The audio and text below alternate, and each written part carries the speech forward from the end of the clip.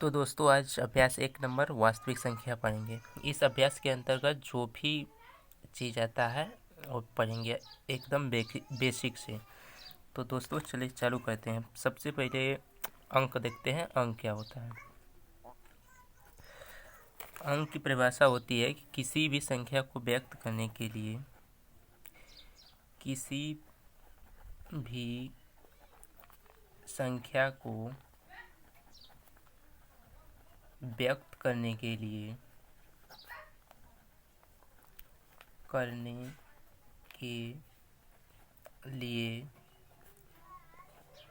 हम 10 संकेतों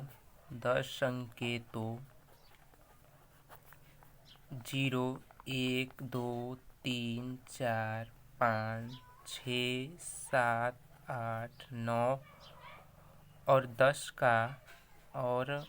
10 का प्रयोग करते हैं।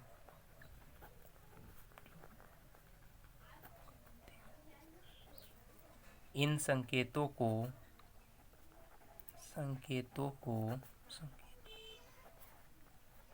अंक कहते हैं।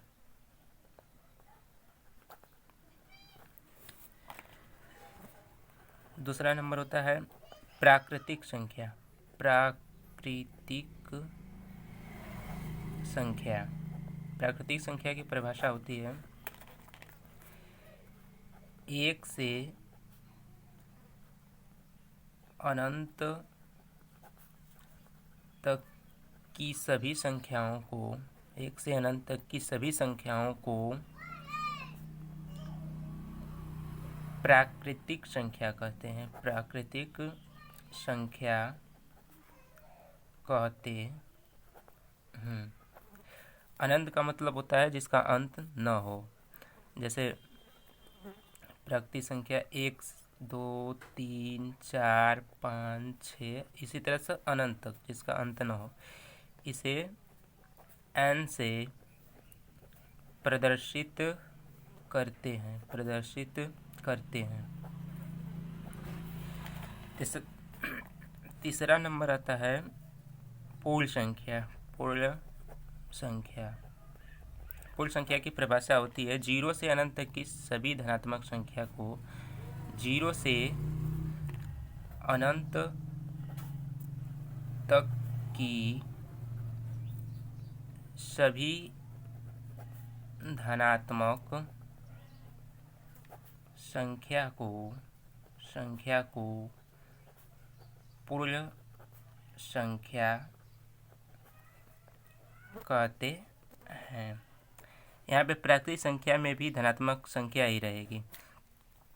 और इसका जैसे देख लेते हैं पूर्ण संख्या का, इसमें 0 1 2 3 4 5 इसमें 0 से अनंत तक रहेगा। चौथा नंबर पे आता है पूर्णांक संख्या। इसका परिभाषा होता है 0 से सभी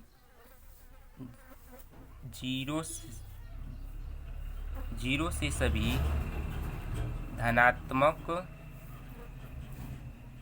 तथा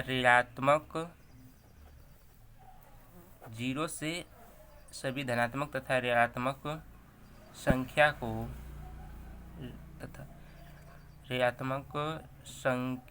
को पूर्णांक कहते हैं।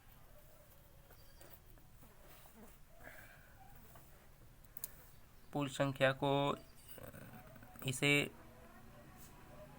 W से प्रदर्शित करते हैं। पूर्णांक संख्या में देखते हैं जैसे इसमें 0 से इधर धनात्मक रहेगा, अनंत तक पूरा इधर ऋणात्मक रहेगा, पूरा ये भी अनंत तक रहेगा ऋणात्मक।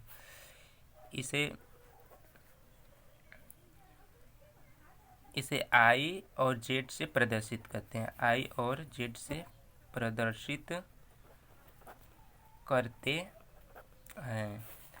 5वां नंबर दोस्तों देखते हैं सम संख्या। ये सब वास्तविक संख्या में इन सब चीज़ों की ज़रूरत पड़ेगी। सम संख्या की परिभाषा होती है ऐसी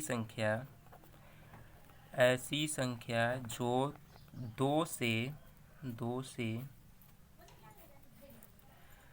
पूरी कट जाए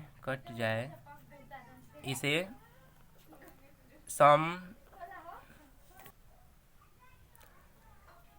ऐसी संख्या जो दो से पूरी कट जाए इसे सम संख्या कहते हैं। जैसे देख लेते हैं, ऐसी संख्या जो दो से पूरी कट जाए, जैसे इसका होता है, हो गया 2 भी हो जाएगा, 4 6 8 10, इसी तरह से और हो सकते हैं, 10 12 14 ये सब होता है। छठा नंबर देखते हैं दोस्तों, सम के बाद विषम संख्या। इसका परिभाषा होता है ऐसी संख्या जो दो से पूरी न कटे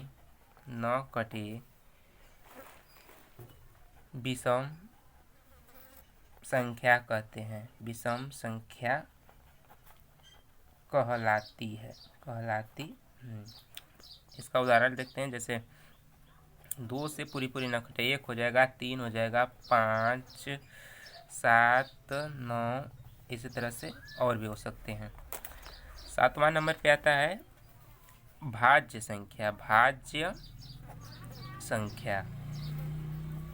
संख्या की परिभाषा होती है वे संख्याएं जो एक और स्वयं तथा किसी अन्य संख्या से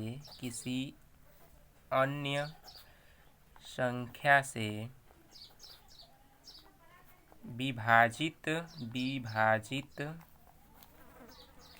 हो भाज्य संख्या कहलाती है। वे संख्या जो एक और स्वयं तथा किसी अन्य संख्या से विभाजित हो, वो एक और स्वयं तथा किसी और संख्या से विभाजित होनी चाहिए। विभाजित का मतलब कि भाग देने पर पूरा कट जाए। जैसे इसमें हो जाएगा 4 जो है 1 से भी कटेगा, 2 से भी कटेगा और स्वयं से भी कटेगा, इसी को कह रहा है। और जैसे 6 ले लेते हैं, 6 भी 1 2 3 से भी कट जाएगा, 6 से भी कट जाएगा, और इस 8 10 हो सकता है, तो ये संख्या हो सकती है 8 10 9 भी हो सकता है। 9 1 से भी कटेगा, 3 से भी कटेगा और 9 से भी कटेगा, तो ये भाज्य संख्या की परिभाषा होती है। 8वां नंबर पे आता है अभाज्य संख्या। अभाज्य संख्या की परिभाषा होता है वे संख्याएं जो एक और स्वयं को छोड़कर एक और स्वयं के अलावा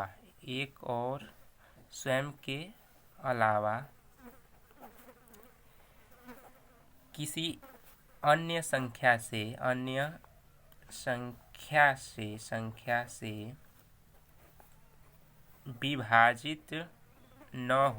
विभाजित न हो अभाज्य संख्या कहलाता है। अभाज्य संख्या कहलाता है।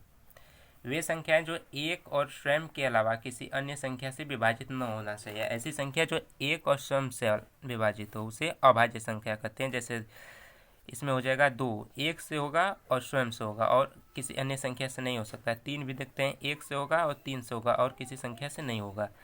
5 इसी तरह से और हो सकता है। 9 नंबर देखते हैं। 9 नंबर आता है सह अभाज्य संख्याएं। संख्या है। इसका परिभाषा होता है ऐसी दो या अधिक संख्या अधिक प्राकृतिक संख्याएं जिनमें एक के अतिरिक्त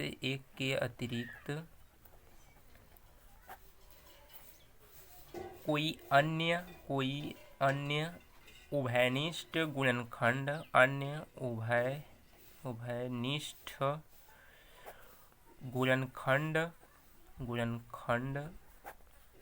न हो, सह अभाज्य संख्याएं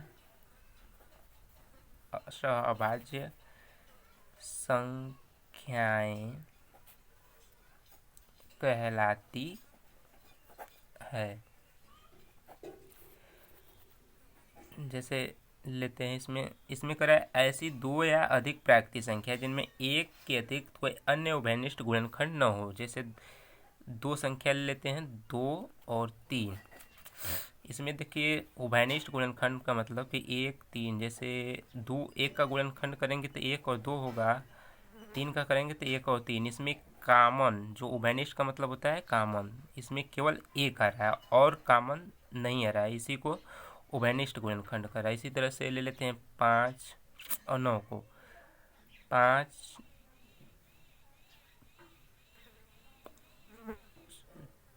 5 और 7 को ले लेते हैं। 5 और 7 में भी 5 और 7, इसमें 1 और केवल 5 होगा, इसमें 1 और 7 होगा, तो इसमें केवल 1 का ही उभयनिष्ठ कॉमन बन रहा है, इसी को सह अभाज्य संख्या कहलाते हैं। अब इसके बाद देखते हैं, वास्तविक संख्या जानते हैं क्या होता है।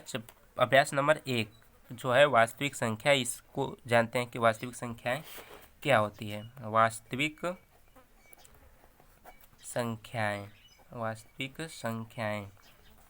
वास्तविक संख्या की परिभाषा होती है परिमेय और अपरिमेय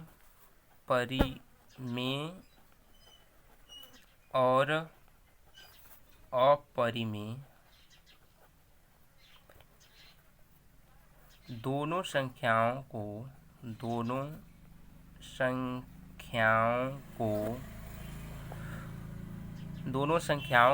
वास्तविक संख्या कहते हैं। वास्तविक संख्या कहते हैं। परिमेय और अपरिमेय दोनों संख्याओं को वास्तविक संख्या कहते हैं। इसका उदाहरण होता है, जैसे इसका उदाहरण 1/2, 5, इसमें परिमेय और अपरिमेय दोनों रहेगा। 5.2 भी हो सकता है, 1.0, ये सब वास्तविक संख्या के अंतर्गत आता है। इसे कैपिटल R से दर्शाते हैं, इसे कैपिटल R से प्रदर्शित करते हैं या दर्शाते हैं। अब वास्तविक संख्याएं, इसमें परिमेय और अपरिमेय की परिभाषा जानते हैं। देखिए परिमेय क्या होता है। परिमेय संख्याएं ऐसी संख्या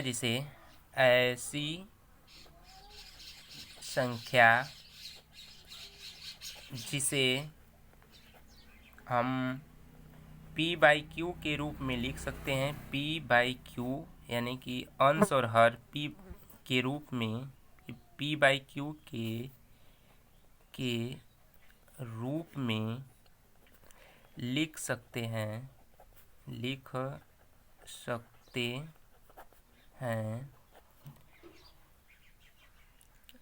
उसे परिमेय संख्या कहते हैं। उसे परिमेय संख्या कहते हैं। लेकिन इसमें एक शर्त होती है,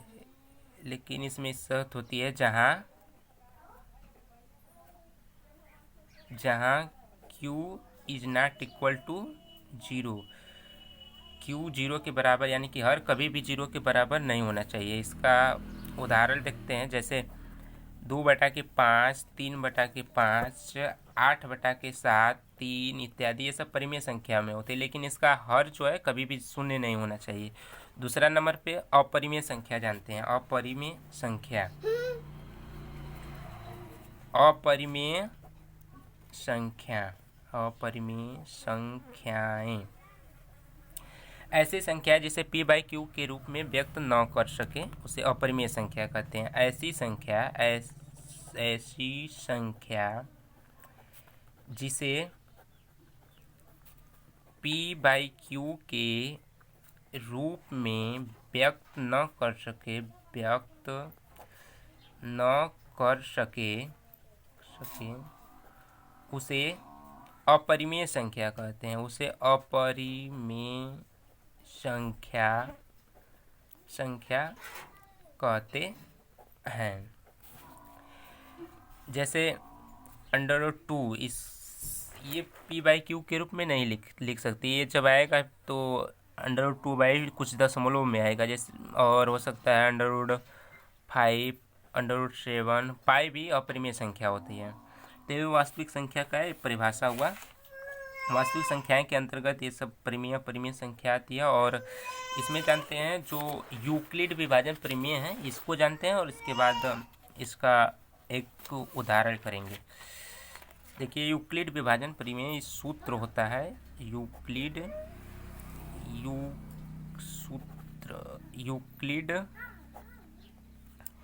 विभाजन प्रमेय, यूक्लिड एल्गोरिथम प्रमेय। इसमें होता है a बराबर BQ प्लस R, a बराबर BQ प्लस R। इसमें a का मतलब होता है भाज्य, b का मतलब होता है भाजक, और q का मतलब होता है भागफल, यहाँ पे लिख लेंगे जहाँ, और r का मतलब शेषफल। और यही फार्मूला हमेशा लगेगा यूक्लिड विभाजन परिमेय में। a बराबर BQ प्लस R, और यहाँ पे रहता है 0 R। जो 0 है या तो R के बराबर रहेगा या R से छोटा, और R जो है B से छोटा रहेगा हमेशा। तो इस पे एक उदाहरण देखते हैं इस फार्मूले पर, और ये हमेशा लगेगा। एक उदाहरण देख लेते हैं। उदाहरण नंबर 1 है। उदाहरण, इसमें 867 और 225 को यूक्लिड विभाजन प्रमेय से हल करना है।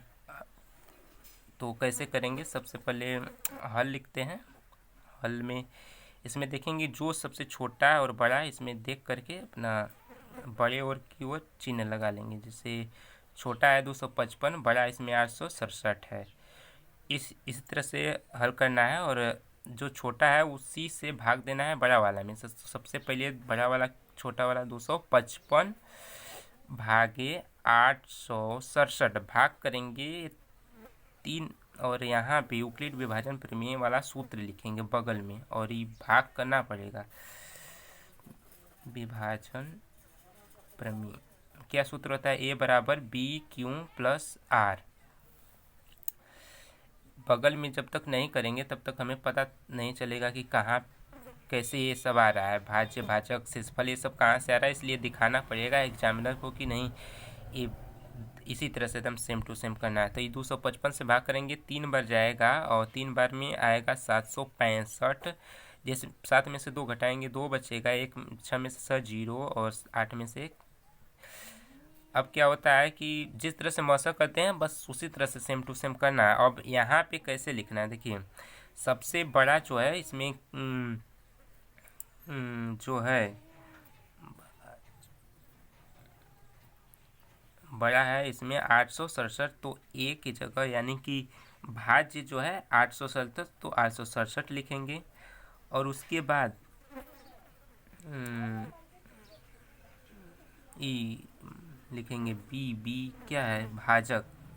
भाज्य भाजक है तो सबसे पहले भाजक लिखेंगे, भाजक लिख लिए। उसके बाद क्यू यानी कि भागफल क्या आया? 3, तो 3 लिखेंगे प्लस शेषफल। शेषफल में क्या आया? 102। इस तरह से लिखेंगे। फिर दोबारा भाग करते हैं, इसको अब यहाँ पे लाएंगे 255 को, तो भाग करेंगे 2 बच जाएगा, 204 आएगा और घटाएंगे 1 5, यहाँ पे 0 बच जाएगा तो नहीं लिखेंगे। फिर उसके बाद लिखेंगे भाज्य। भाज्य बड़ा है 255 यहाँ पे लिखेंगे, और छोटा क्या है इसमें?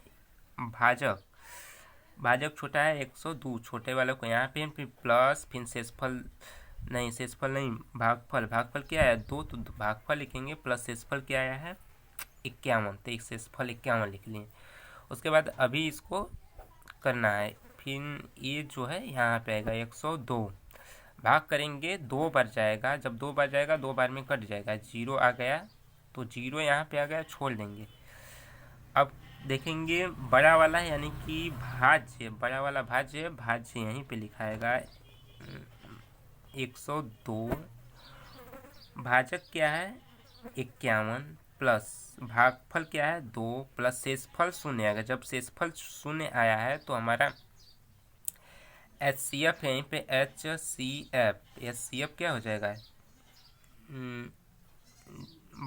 भाजक क्या है? 51, तो 51 भाजक ही HCF होता है, इसमें भाजक ही HCF होता है। जब शेषफल 0 आ जाए, भाजक से ही शेषफल 0 आता है, इसलिए शेषफल 51 आ गया। और यहाँ पे 867 और 255 का यूक्लिड विभाजन प्रमेय से HCF निकालना था। यूक्लिड विभाजन प्रमेय से HCF निकालना था, HCF। तो इसे हल इसी तरह से करेंगे। एक बार और देख लेते हैं यूक्लिड विभाजन प्रमेय से हल कर। सबसे पहले फार्मूला लिखेंगे, इसके बगल, हाँ इस एक चीज़ और भूलें, इसके बगल में ये फार्मूला लिखेंगे 0b, इसे लिखना पड़ेगा, बस यहीं पे लिखेंगे और इस बगल में नहीं लिख देंगे। और भाग करेंगे सबसे पहले, और भाग करके इस तरह से कर लेंगे। तो बस आज के वीडियो में इतना है, और